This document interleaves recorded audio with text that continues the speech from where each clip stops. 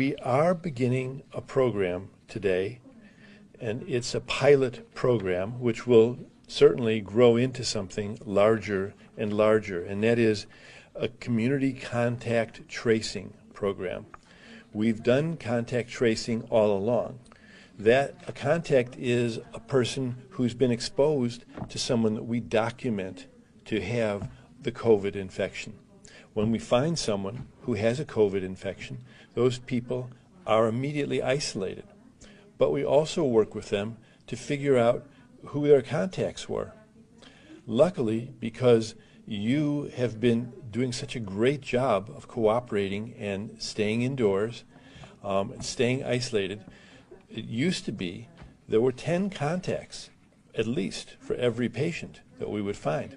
Now, it looks like there are probably only 2 or 3 or 4 contacts, not surprisingly, because most people have been staying away from others. And that's good news. But the purpose of this program is to bring on people. We're going to start with 10 people. We may bring on up to 50 or even more as the program grows and as we see the needs for it.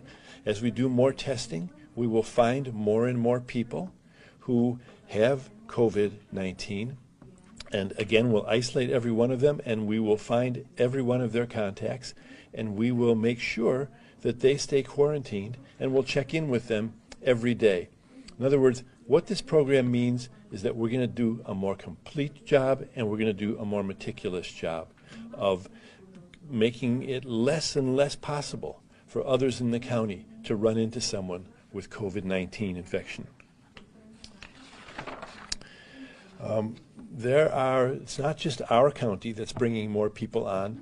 There are going to be thousands of people hired who will be these contact investigators throughout the state. And this is occurring in many, many other states as well, perhaps all of the states in our country.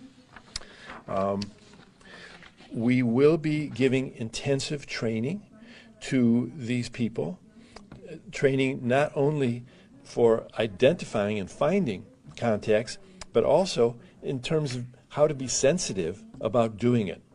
We also realize that as we find more contacts, some of the people we find are going to have trouble being isolated. For instance, if they live in a home where there's only one bathroom and there are 3 or 4 other people living there, and those people don't have COVID infection, we're not going to be able to keep the person in that home.